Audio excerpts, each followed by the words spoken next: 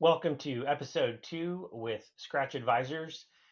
This is second episode of a new YouTube series, and the premise of it is that Scratch Advisors is a consulting firm, and we have been going into SMBs and doing deep strategic alignment and operational alignment consulting. And we're seeing a very interesting pattern in the market. And I'm going to tell you what that is, of course. So the point of these episodes is to share stories about what we're seeing, bring CEOs and other C-suite operators from our clients who have lived this with us, and just talk about it. How's it going? How can we do it better? Who is this for? Who's it not for? So let me share first kind of the core hypothesis, or the issue we're seeing, and how we're trying to solve it. Um, Here's the very predictable problem Scratch Advisors consultants see when we go into SMBs these days. Um, Lack of alignment. So we've got a CEO with a defined mission and vision and objectives. Sometimes those are defined in their head. Sometimes those are defined where other people can see them.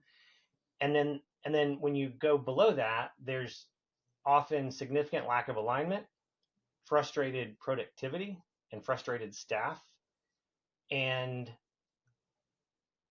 non-orchestrated communications. Now, all of that is having a significant drag on achieving mission velocity, creating value. And the core contributor to that problem that we are seeing is the explosion of freemium SaaS tools over the last 10, 15 years has made it almost too easy to just onboard a new tool. And there are 50 choices of SaaS tools for every bespoke functional problem. And what's happening is every one of those SaaS tools is like a little carve out, like an ice cream scooper carve out of a chunk of intellectual property, of a workflow, of data, of kind of the secret sauce of how that business needs to do business. And so when you get an entire company overlaying 10, 15 SaaS tools that all don't talk to each other, and of course, we're not going to buy licenses for every employee in every SaaS tool, right? That would kind of defeat the purpose of that economic model. That's when you get this kind of frustrated lack of alignment and slower mission velocity. And so along our journey of helping customers solve this problem, we realized that, hey, we could actually systematically replace one SaaS tool after another by doing the hard work of getting aligned. Like, let's get aligned together of how this team needs to work in support of this objective or mission. And then let's express that in no code Notion software. So the no code platform of Notion. So we've been doing that for 5 years. We're seeing like magically amazing results from it. I think we're like liberating the hearts and minds of the people doing the jobs because they can all see what each other are doing now, and it's pretty great. So that's the core hypothesis. And in today's episode, I've got Craig Hancock, who's going to join us, and we're going to talk about his business. So we're going to talk about his career, his business, and also how we kind of solve this problem together. So thank you for being here, Craig. Welcome, Craig. Great to be here with you, Myers. So Craig, let's just kind of get warmed up a little bit. Just what is your current role, and like what's the elevator pitch of your company? So, founder, CEO of Home Tax Shield, and Home Tax Shield helps property owners in Texas make sure that they get a very fair tax valuation from the county before their property tax bills are generated. And so, therefore, at the end of the day, when we do our best work, we end up saving property owners a lot of money on their tax bills every single year. So let's pivot to we talked about this core theme that there's a bit of a false promise to SaaS for SMBs, and we're not saying that all SaaS solutions are bad. Of course not. Like, we use them, I still use them all the time, but there is a very critical missional expression of the uniqueness of a business in its data, process, workflows, etc., that too many SaaS tools fragment. I think a good market comp for this is, so large cap businesses, if they have enough cash in the bank, have always had the ability to pull the lever of hiring a McKinsey-sized consulting firm and SAP to build Yeah. Oracle to Big build that implementation. comprehensive custom ERP.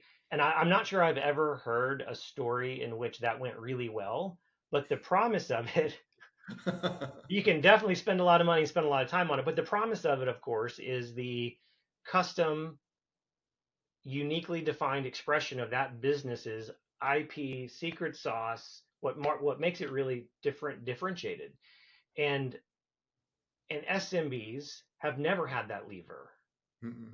and the SaaS revolution was intended to solve that. Like that was the vacuum it was filling.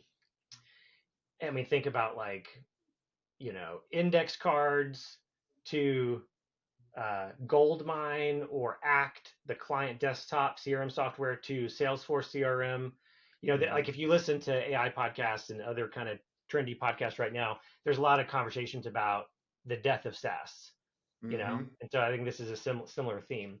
Well, Um, and I'll add too, Myers, I think it's not only that the SMBs didn't have that lever in the past simply because of the sheer cost complexity of it all, but I think the one big difference between most SMBs and the medium to large size enterprises that try to implement those big systems is that a lot of times the SMBs haven't finished figuring themselves out. mhm, And so when you're a large enterprise, you've certainly figured yourself out and you have very well defined, understood mm, processes that can be codified into a single system and be more rigid. And so I think there's still some applicability for larger enterprises there, but for SMBs, most of us are still bobbing and weaving and iterating and changing and growing, and we can't afford to have some, arguably rigid, very yeah, entrenched, well-defined ERP system that helps us run our business because we're just changing too many things too fast, too often. yeah. So that's a great point, and it highlights to me why the no code revolution is good, positive, because Mm. it's very fast to change. Yep. It gets very nimble, and so you and I've gone through that together. So let's shift to uh, before we started working together. Um, that is Home Tax Shield engaging Scratch advisors to build out what we call Scratch OS. Scratch OS is just the market name or brand name for when Scratch comes in and does company wide comprehensive consulting. And then we only build like the least amount of databases, workflows, software in Notion to operationalize the consulting alignment decisions we come to. So let's go back in time and just would you share with us what caused you to decide to pull the trigger on this and go in this direction? Like what problems were you experiencing? What what were you hoping to get out of it? And then we're actually going to dive into your Notion workspace and look at it. Yeah. So I think what really got my attention about what you're doing with Scratch OS and how it could help us came at the realization that when we got started in 2020 and kind of left our proof of concept, first year and really started to build the business. From that point on, it was just build the business as fast as we possibly can in every area we can and just solve problems and keep going, increase velocity. And it worked great. It's super exciting. It's fun. But just recently, as I looked around the company in terms of the team and who's doing what, a lot of us wear multiple hats. I realized that there's a lot of activities and business processes being executed, really critical ones being executed in spreadsheets and in PowerPoint slides and over email. And as wonderful as the Microsoft stack generally has been for enterprises, for 20 or 30 years, each one of those solutions is a place for data to go find a silo to die in. And so it makes me very nervous when I see too much of our critical stuff happening in Excel or in PowerPoint or in email or across Teams chats or anything like that. And so That combined with the fact that we're still a pretty lean team. We built a great business with a small team, but and we didn't have any visibility or redundancy in case somebody got hurt or is out sick or decided to take a different opportunity or whatever. Like too much of the IP in the company was hidden in these various systems that were on people's computers, and so started to make me a little nervous when I realized that. But that's the problem I wanted to solve. I wanted to not just provide more corporate visibility into all of the critical business processes and actions that were happening within the company, but I wanted the people performing the actions to benefit greatly from anything that we put in place. I wanted their jobs to get better, easier, faster, where they could see the lion's share of the benefit. Because without them seeing the benefit, adoption won't happen. And I'm a longtime sales guy. I've used a litany of different CRMs. I hate them all. I don't hate the concept of a CRM, but I hate all the CRMs I've ever used. They're far too overbuilt. There's far too many features, and too many times we've had to, we in the companies I was at, spent time customizing this monolith of a system to try to make it work for us. And even in the real estate industry, served commercial real estate folks across the country at all levels, and I watched them repeatedly design and implement a custom CRM system for 2.5 years that ended up not working and nobody used it. And so I wanted whatever we did for our company, I wanted it to be a net clear benefit for my team. Period. And that was really important. And I knew if we could do that, and we chose the right platform, then the transparency would naturally rise to the top. So Cool. I want to go back to something you said a second ago, but before I do that, I feel like if I were listening to this, I would want me to ask, does it? Did it? Is it like, is it net positive for every, like, we did a big build phase and a rollout phase. And so did what we do together meet that standard for you? it has absolutely started to, and we can get into the details. And I think that's one of the things I've learned about not just what ScratchOS is doing with us, but also just how Notion works. I think that when we've been able to bring to the table what I call the full stack build in Notion, then yes, we're getting that clear benefit both at the kind of the team member level and then the corporate level. And we're seeing that in a lot of the areas that we've built. And then there's a whole bunch of other areas we haven't started building and some that aren't done that we're wanting to move into that same camp. Full stack build. I'm gonna take that. That's a great way to describe. I've used the phrase like you want to take a core sample of the business, which implies you're like drilling down all the way to the database level and then workflow dashboard, KPI, board, executive dashboard as like I think that's like a core soil sample because you're seeing all the sedimentary layers. But I like the concept of a full stack module as applied to the business world as opposed to the development world. Yes. Yep. I'm going to take that.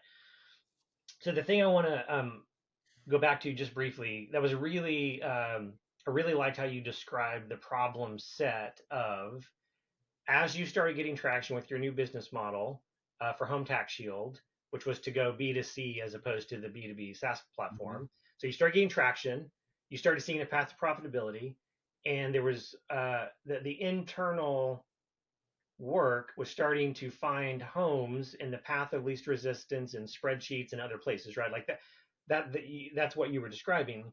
And what I want to add to that is what I see happening when that phenomenon happens, which it almost always does happen if you don't do something to fight it. The way you can really tell is that they become held hostage to in their workday. They become held hostage to Slack or Teams chat or email. Mm-hmm. And what those tools are for, of course, is asynchronous or fast communication. But they have started taking on a job they were not meant to take on. Mm-hmm. And so people say things like, well, I hate Teams chat and I hate Slack. And I would say 90% of the time, that's because the tools are being abused and they are filling in the vacuum of the cross-functional collaboration that, like, where 10 people working on a complex process across 5 departments, everybody needs to know where is the work, what is the context, what comes next.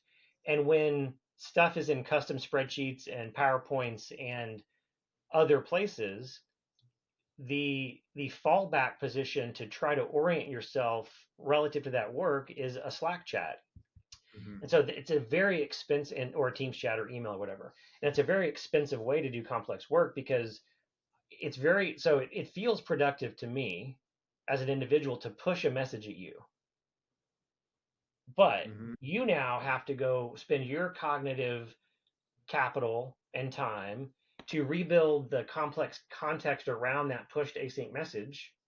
But oh, by the way, that context isn't defined anywhere. So you've got your definition of the workflow. The other 10 people have their definitions, and everybody is simultaneously reconstructing what's supposed to be happening, which is why in these async platforms, which is why people have too many meetings, which are the most expensive form, because you Mm-hmm. actually have to get on an hour-long Zoom call for everybody to reorient themselves and sort of triangulate all of these, isolated, siloed definitions of workflow. It's an insidious, soul-crushing, productivity wasting cycle. Well, and too many team members and even CEOs and leaders will very quickly, because of that kind of environment, they'll very quickly get disconnected from metrics and direction and vision. And it's just so easy to lose track of alignment with Yeah, those and operating in that manner. yeah. And then you end up hearing frustrated comments like, we can't just keep throwing more people at the problem, which is a Mm-hmm. true statement. But when you're in that horse trading of asynchronous messages, unfortunately, more people is what it takes to triangulate, and it's a very Mm-hmm. painful, slow, expensive process. Okay, so that's the problem. I think maybe let's take a look at your workspace, and let's say all the things we built. So one thing I want to say about a Scratch OS workspace built in Notion is that you need to think about Notion as like a 3D printer of software. It's like a tool that builds tools. And so Mm-hmm. when you get it, it is an empty Lego box. Now, you're going to get prompted to download templates. Here's the template for this. Here's the template for that. My professional and heartfelt advice is do not start downloading templates. I mean, you could look at a template for inspiration and be like, oh, this is Mm-hmm. what's possible. But the whole point of building a no code is that it allows you and it forces you to think about how you really want to do business, and then you build up from nothing to express that. And the speed to completion in Notion is unbelievably fast. If you know what you're doing, and it doesn't take a lot of time to get intermediately good at Notion. um, you can build what the template would have given you faster than it's going to take you to reverse engineer the template. So Mm-hmm. don't do templates. It robs your agency and it takes more time than doing it from scratch. Totally Um, agree. yeah. And then the other thing to consider, and then we'll hop over there, is it's not one thing. It's not projects and tasks. It's not, this is why we kind of call it a custom ERP in a sense. It's like any aspect of the business theoretically can be contained in it and then connected to another part of the business. So you end up building some very unexpected solutions that have zero SaaS offerings in the world today. Like some of your internal operations that we did deep dives on that are very complex for your employees to manage through email and whatnot. We built those out. There is not a product in the market that you could have bought for that, but now you Nope. have that. So it's pretty Yep. cool. Okay, let's take a look. Okay, so just a little orientation for those who may be new to Notion. We are in a web browser version of Notion. I think the Notion team would prefer me to be in the client desktop app, but for whatever reason, I just got habituated to using this, and so I'm in the browser version. I think it works fine, but whatever. Mm-hmm. This is Home Tax Shield's workspace. You can see their corporate branding up here in the top.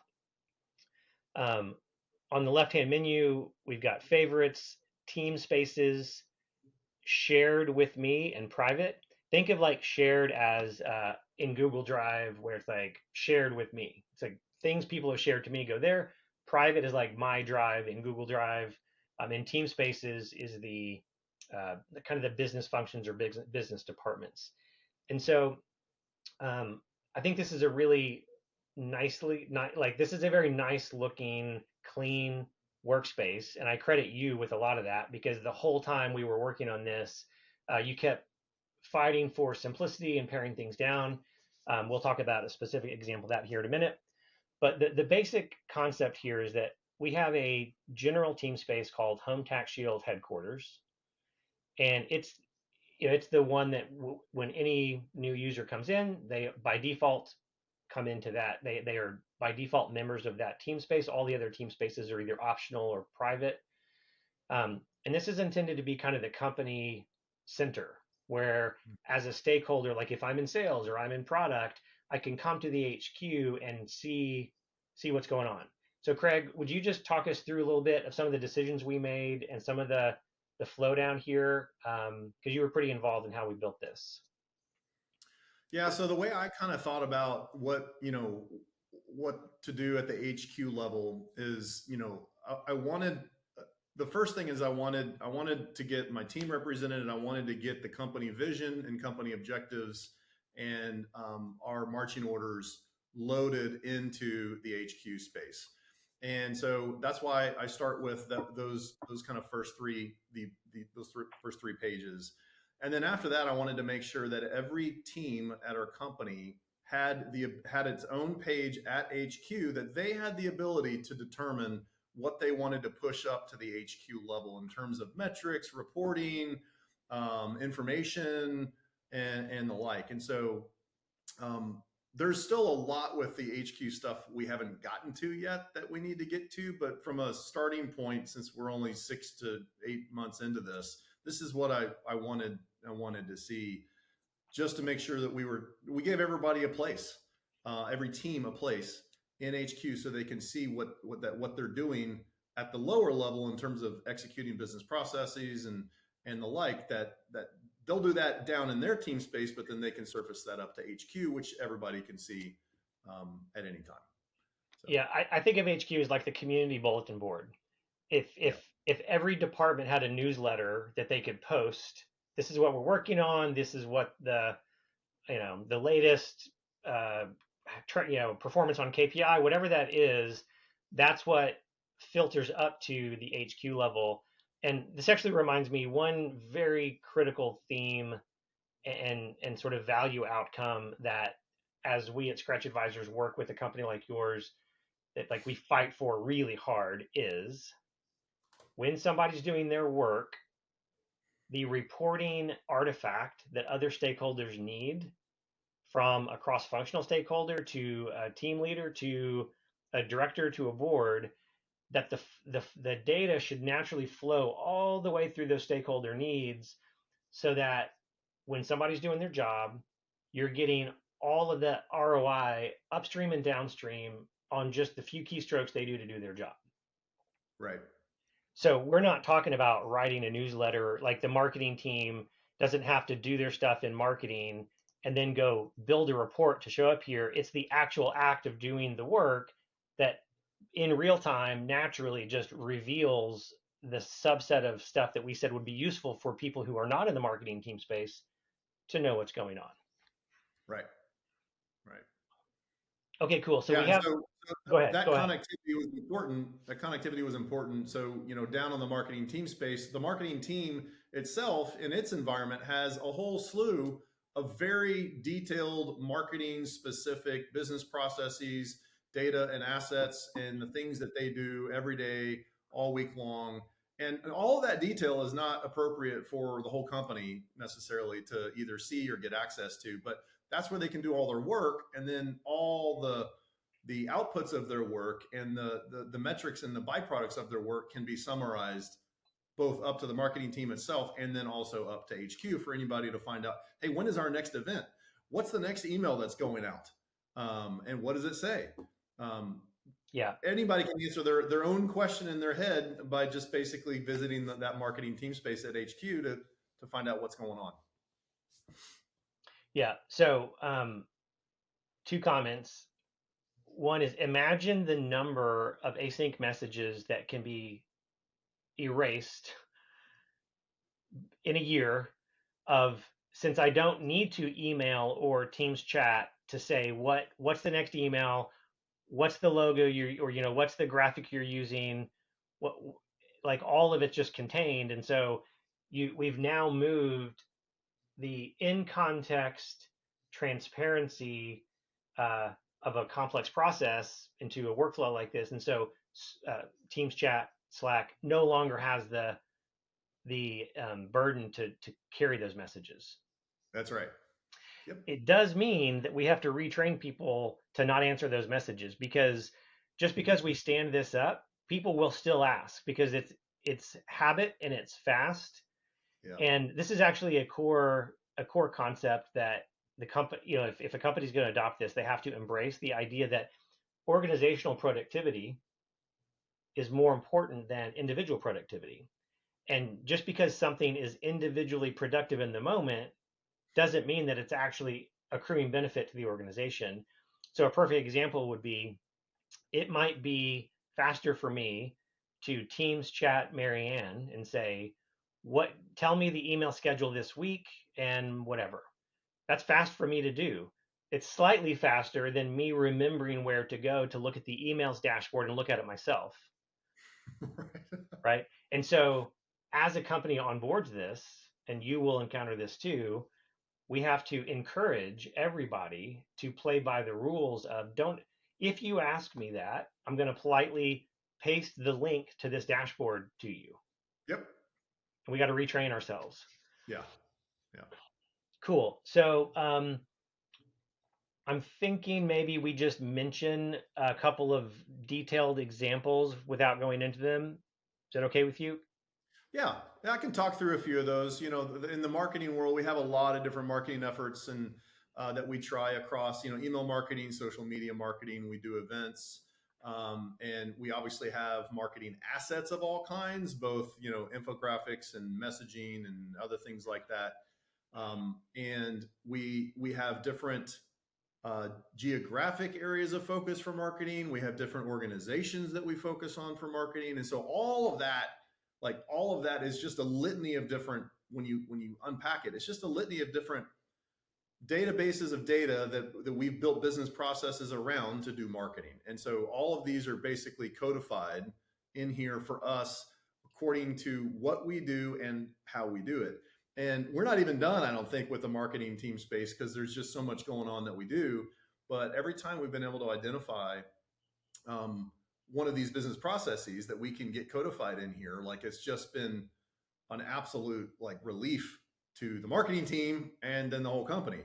And one of my favorite things that's happened in a number, more than a couple of times in our standing up of our Notion workspace, is that it took a little time because it takes some retraining, but the team members are absolutely praising the joys and experiencing the joys of the benefit of them actually using it, which is wonderful, right? Because now they're starting to ask questions. Well, can I do this in here too? How would I do that?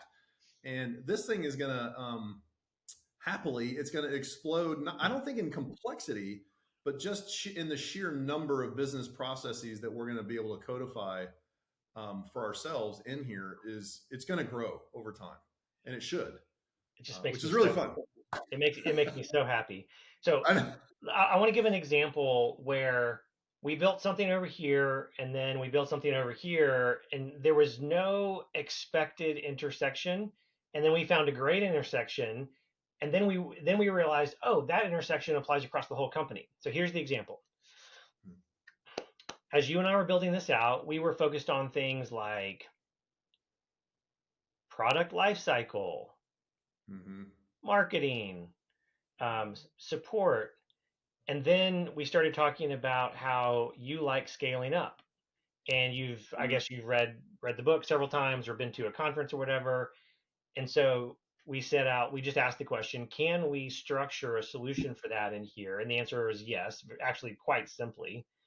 And what we ended up doing, so this is one kind of core thing that ended up connecting to a different thing. We ended up building what we call objectives, initiatives, and priorities. And it's very simple. It's objectives, which is what you think they are, like a long-term, minimally annual objective. What are our annual objectives? We ended up picking like two primary annual objectives for Home Tax Shield. Initiatives are like project containers, projects that roll up to the objective. And then priorities below that are the tasks that I'm spending my time on to drive that initiative, to drive that objective. It's a very classic management framework. Mm-hmm. And then we realized, so that happened, and that's great. So everybody's aligned around what they're working on. You can have one-on-one employee conversations or weekly team meetings where you can show, oh, you're working on this task. Well, let's see how that rolls back up to that objective, right? Is that a fair statement? All that? Yep. Okay, cool. Now, the other thing that we didn't realize would connect, but is pretty cool, is Marianne in marketing gets all the time marketing ideas. She gets them in email, Teams chat, and she was maintaining, I think, a ClickUp list or probably that or a spreadsheet. And Mm-hmm. some of the ideas were good, and some of the ideas were not good. And some of the good ideas didn't get done because wrong place, wrong, like it's hard to find them again, and Mm-hmm. so we built a service desk in marketing. It's on the marketing dashboard. It's an ideas service desk. So anybody in the company can come in and add a marketing idea like, hey, I've got an idea for a new partner marketing event or a new email or whatever. And then the marketing team sort of has an SLA of, okay, we'll respond to these events. We may ask you some follow-up questions, and we'll eventually make a decision as to whether this is a good idea or not. And if it's a good idea, the concept of good should mean that it ties back to an objective. Right.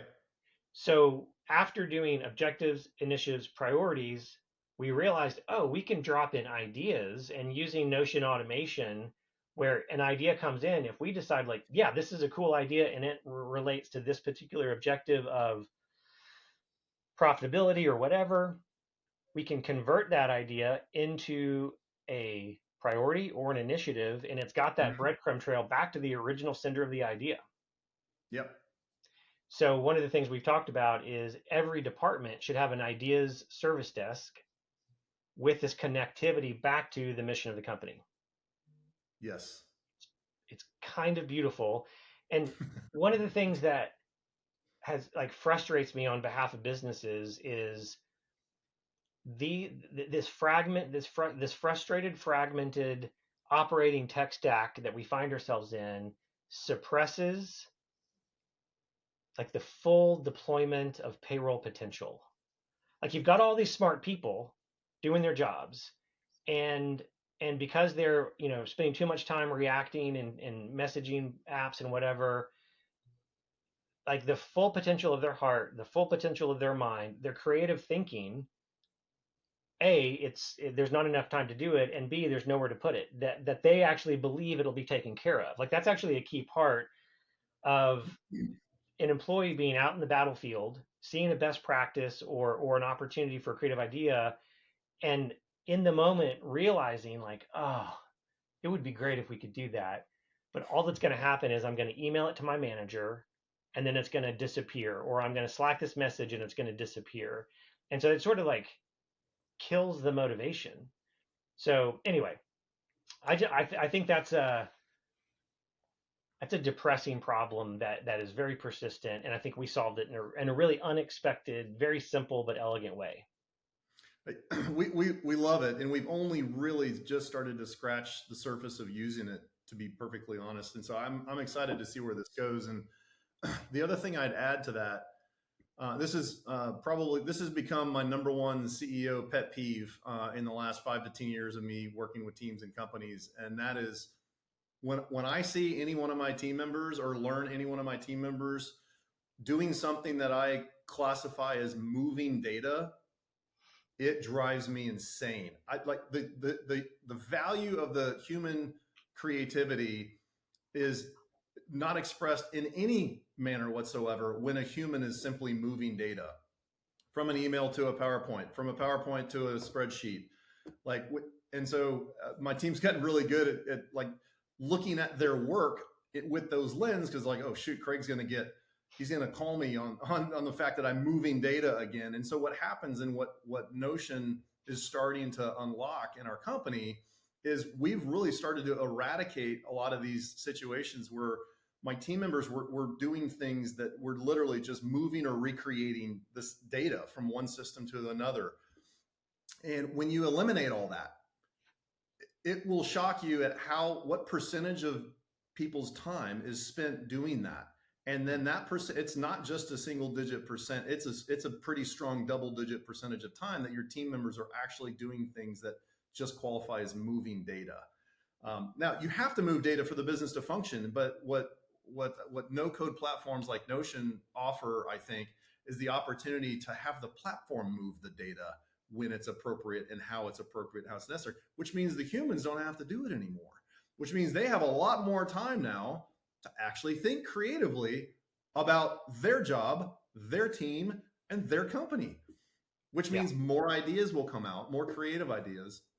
And that's been, that's been a really interesting thing that we've just started to see bubble up in our company. And that's what, regardless of your role, your value as a human worker in my companies is going to be based on your creative contribution to your role in the company. And the more I can free you up from doing mundane data moving work to sit around and think about what can we do better, faster, different, cheaper, and let that creativity come out. And that's what one of the things that really has me excited about where Notion in our team space is going to go. Yeah, that's really cool. It strikes me that you have to have a CEO or a leader that will express that cultural expectation and reward it, and organizationally provide the tool set to make it plausible. Because I think a lot of people would say, oh, well, of course I want creative ideas for my people.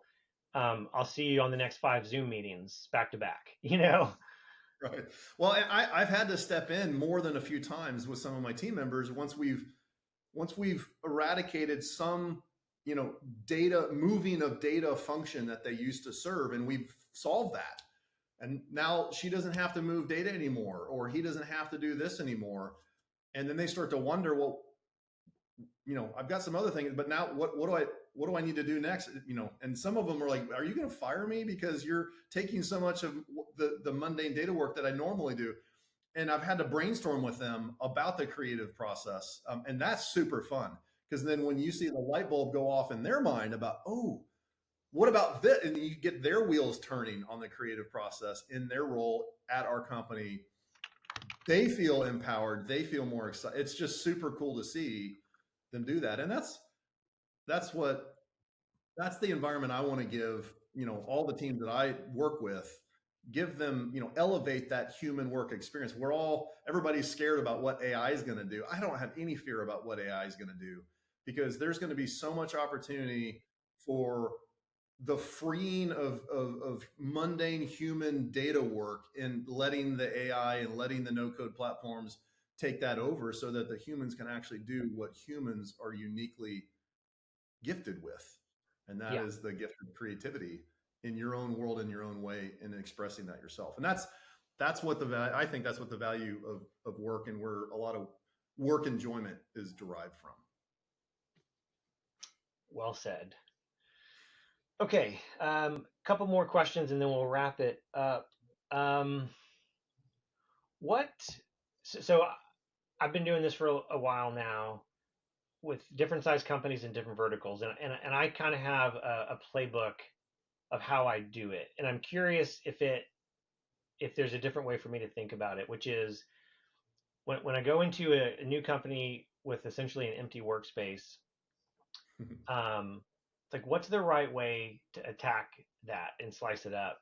And one of the core ideas that I think is true, kind of a best practice, is um, we've got to we've got to spend the right amount of time to get aligned on how this work. It could be a cross-functional workflow or a process or whatever you want to call it.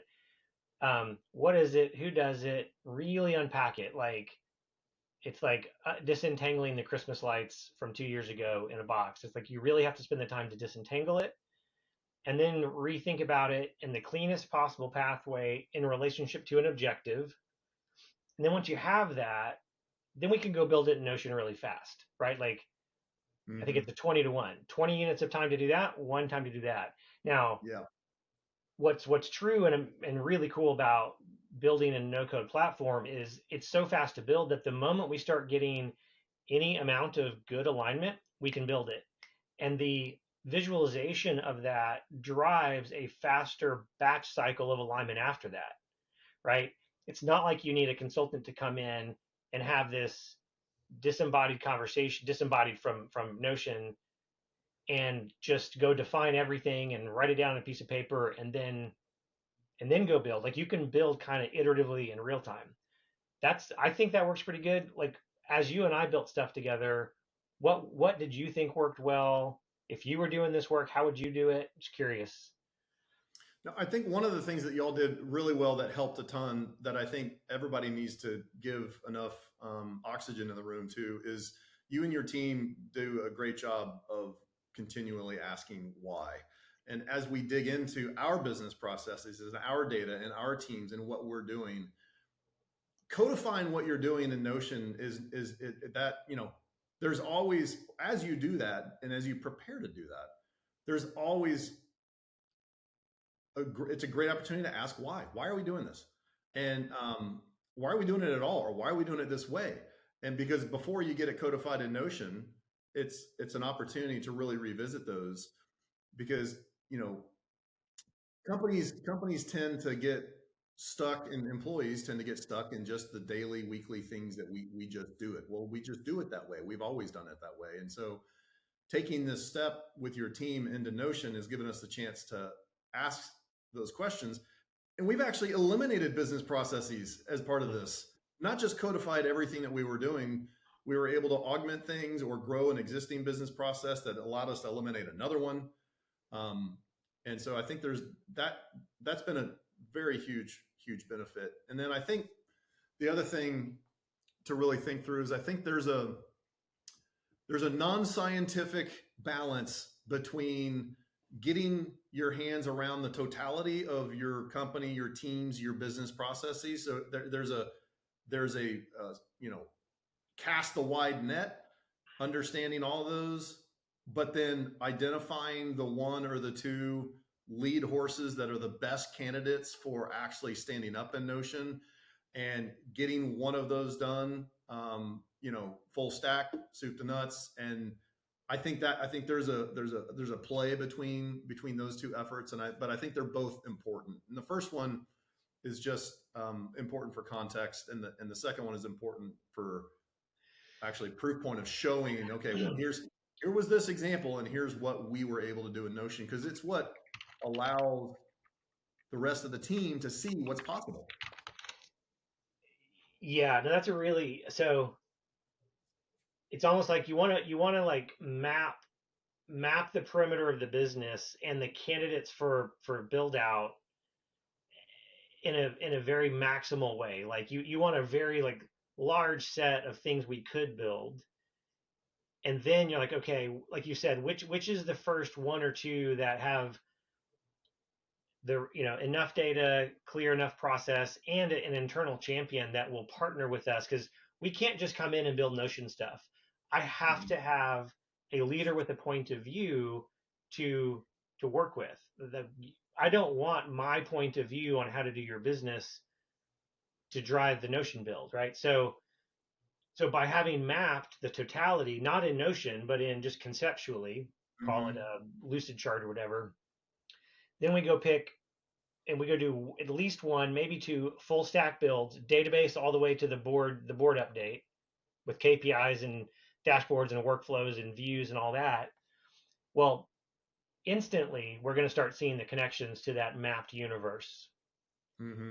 And I think one of the things I've learned that I'm not going to do anymore from my first couple of builds of these is that mapping exercise.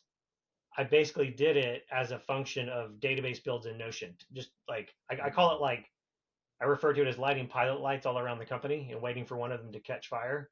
Mm-hmm. And so I think it would be better to intentionally do the perimeter map of opportunity and then wait. And because the connections will be obvious after the first two builds. They will.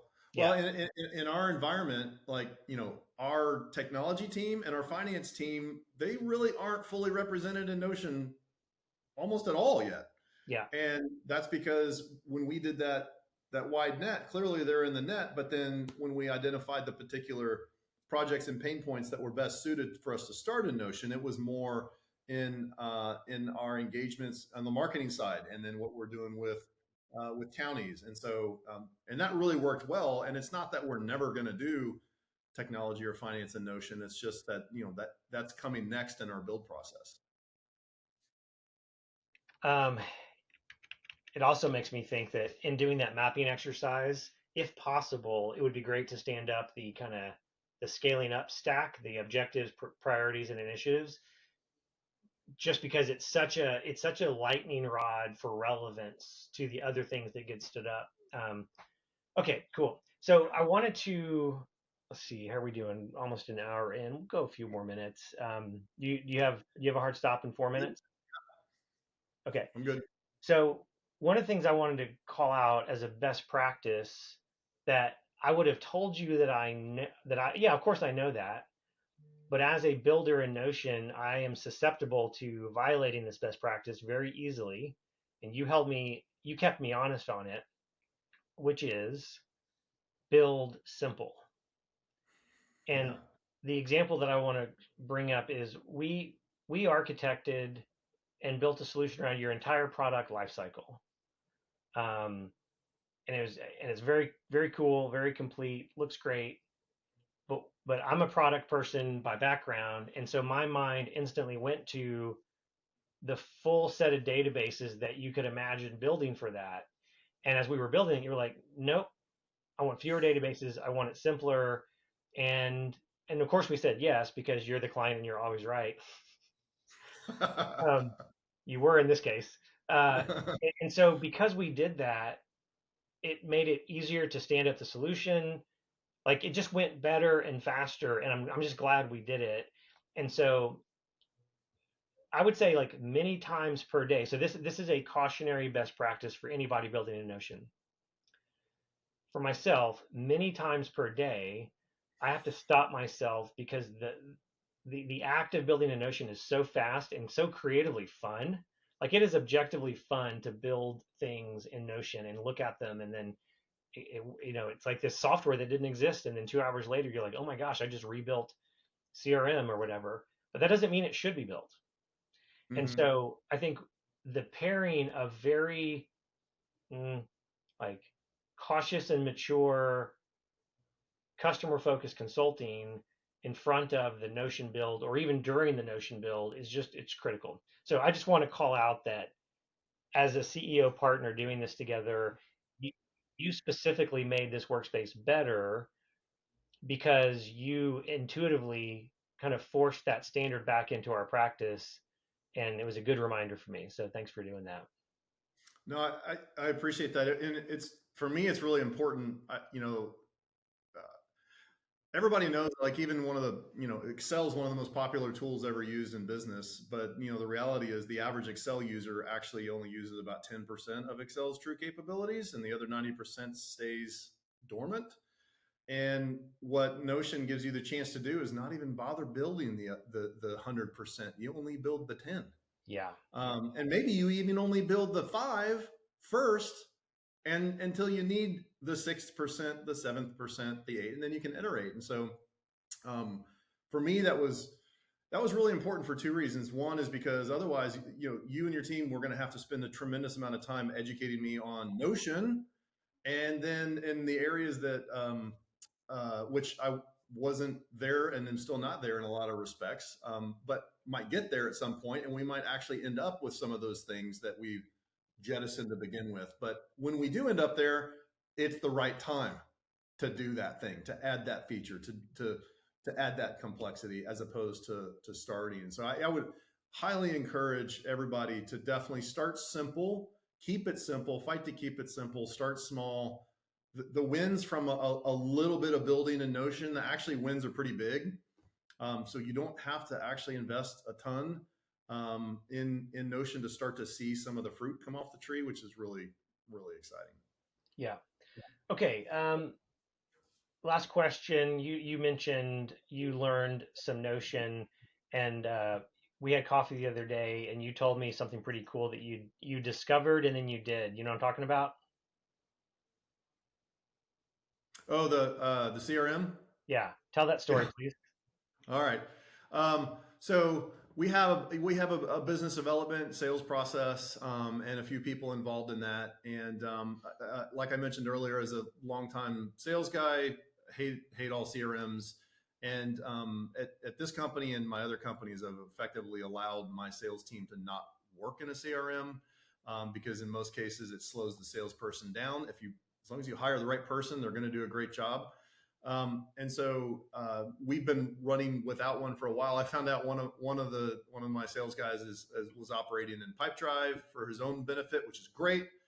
And then we got to talking about stuff and realized that there are some simple things that he's doing that either I can help him with or the rest of the team needs to help him with, that they can, if they could see, they could help more. And so I decided to hop into Notion and try to crank out a custom ground up build for a CRM for him.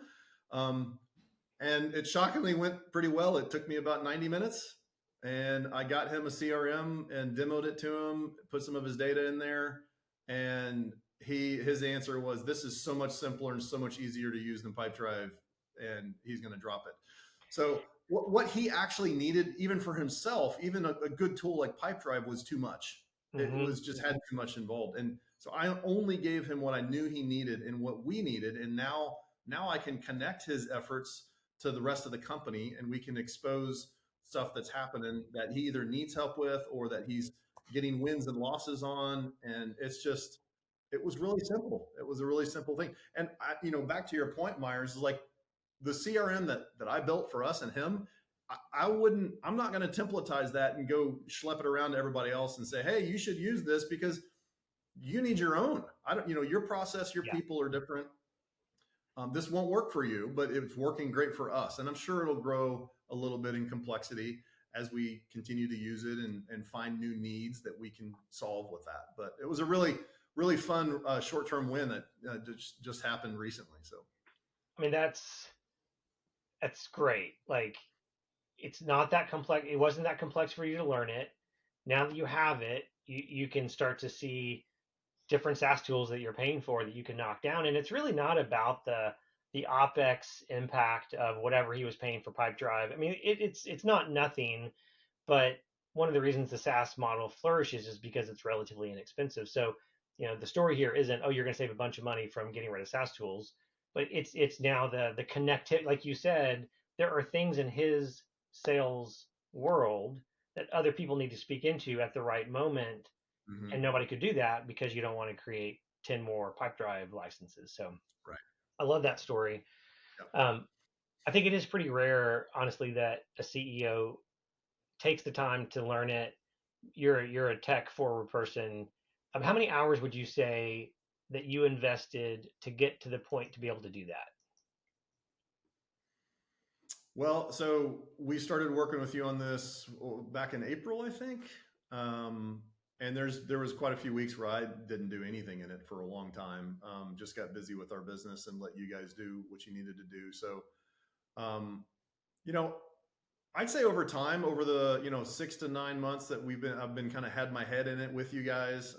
I'd say a good 40 hours. I mean, I've spent a good amount of time, and I'm a builder by nature like you, so I kind of geek out on some of the Yeah. stuff. And there's other CEOs that aren't builders, and that's totally fine. I mean, that's one of the reasons. But there's some team members on the CEO's team that are probably builders that would love it. Yeah. And so that's where finding the champion, finding the motivated team member or employee that can really help you dive in will really uncover some things for themselves, their team, and the whole company. Okay. Um, we've really touched on a lot of different benefits. Can I, is it, can I ask you, would you just sort of say out loud from your point of view as the CEO, what do you think the kind of bullet list of value or benefits that have been created here for you? Um, yeah. Yeah, so there's three things for me that I see. The first one, and the most important one to me, we talked about earlier, was I wanted to make sure that my team members who were going to be using this got benefit. And that is really important. If they don't get the benefit first and early, then something's not right. The platform's not right. The design's not right. But they need to get benefit, and they need to see and experience the benefit early. That was number one. Number two, because they're now in the platform and in the system, then transparency across the enterprise has really exploded. And like we talked about before, we're not really doing a bunch of new things other than we're not using PowerPoint, Excel, email, Slack, Microsoft Teams. We're not sending spreadsheets back and forth, as much as we used to. And so now that the transparency has really exploded, which makes everybody more informed, more confident.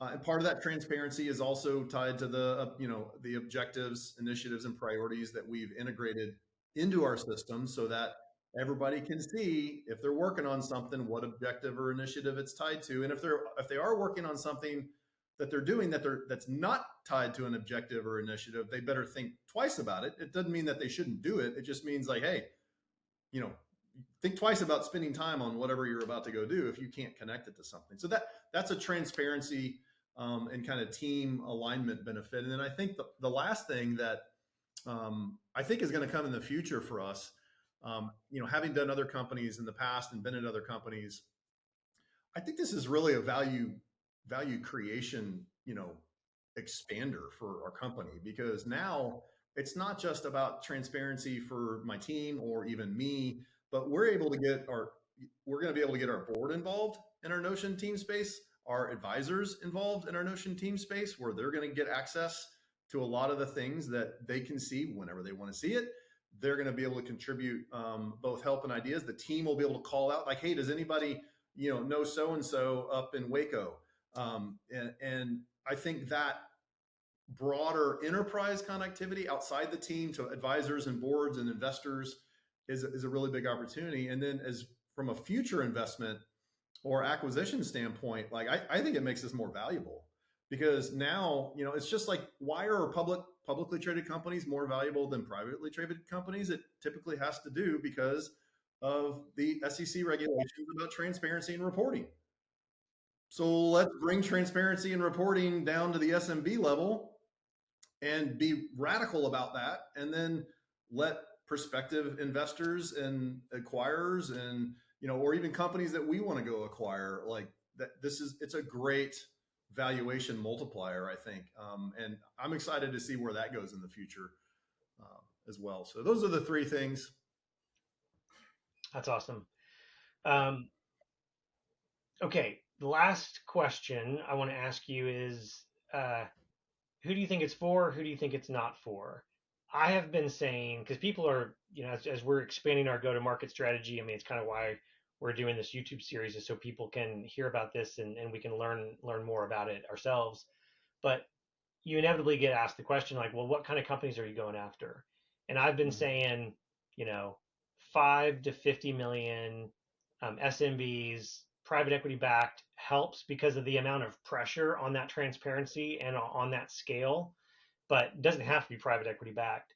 And so and even the 50 million mark, I think there's a size problem that can kick in. I actually know another Notion consultancy, and whoa, let me stop for a second. I would not say that we're a Notion consultancy. We're a consultancy, and we happen to be using Notion to deliver value. That's different than just like showing up to do Mhm. Notion. But my point is, I know that business is closing deals with like very large clients with like 5,000 employees, and the amount of sort of care and feeding and management that you and I brought to it so that it was orchestrated across your whole company, it's impossible to do up there. And so that's concerns me is that I don't think I want to get businesses that big. So I think size is a limiting factor, but 5 to 50 million is probably the right size. 5 to 10 employees up to let's say a couple hundred employees. Um, Mhm. anyway, do you have any reactions to who's it for, who's it not for? I think those are good lenses to look at the market through, where I think there can be a really good benefit to those types of companies. I think you know any company that's either the company itself, and certainly the CEO that has a growth mindset probably needs to be one of the key factors in the mix as well. And I do think the employee, one of the things I'm excited about as a business builder is, not just with AI, but just with the availability of tools like Notion and other things that are going to be coming to market, the ability to build an actual profitable operational business with a very small team is going to become way more common than it has in the past. And that's exciting for me as a business builder and an investor, because now I think these SMB small businesses we can actually keep a small team and grow it by 10, 20, 30 times and not have to radically grow the size of the team because of a lot of these tools that we can bring to market. So I do think it's best suited for that. In that large company, publicly traded company world that has gotten there clearly because they have incredibly well-defined processes, large teams. Those are still very well suited for ERPs, traditional ERP systems, and they need that kind of stuff. But I think for the SMBs and the companies of sizes that you mentioned, that it needs to be considered for sure. Okay, well, let's let you get back to running your business. It's been a joy to have this conversation with you. Thank you You're talking for. about Notion's been running my business for me. It's been fun chatting with you. So, Okay, my friend. all We'll right. we'll go do some real work later. Enjoyed the time, Myers. All right, bye Thank you. bye.